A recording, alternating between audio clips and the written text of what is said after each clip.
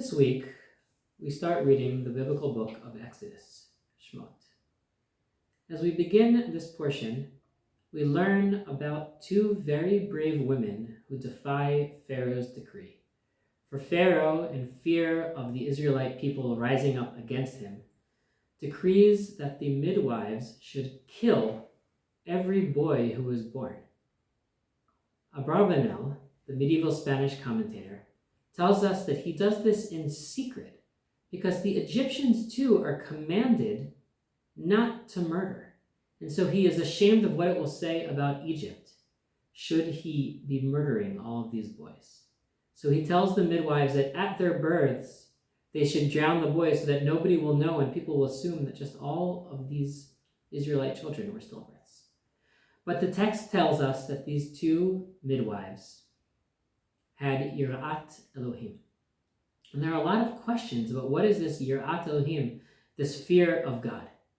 The first question is that they are called in the portion Me'aldot HaIvriot, the Hebrew midwives. And while the Talmud and many commentators tell us that they are midwives who are themselves Hebrew, Abarbanel tells us, and Shadal years, centuries later, agrees with him, that no, how could it be?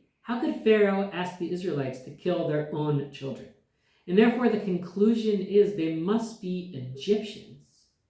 So what does it mean that they had this fear of God, this Yirat Elohim? It seems to me that if they were told in secret that they must kill, that their Yirat Elohim was their understanding that in fact God is aware, that there is no such thing as in secret when it comes to morality. Even when human beings do not know what was going on, God is always aware of our actions. And so these Egyptian midwives to the Hebrews, what does it mean that they had fear of God? It doesn't mean that God had brought himself to them. God did not reveal God's self to these midwives. It means that they understood that there is morality and goodness in this world. That when Pharaoh, the greatest human being, told them to murder, they knew that there is something greater than the strongest and most powerful human being.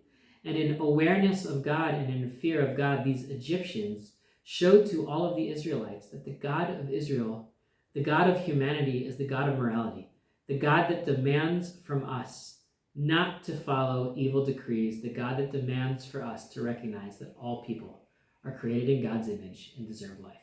Shavua Tov.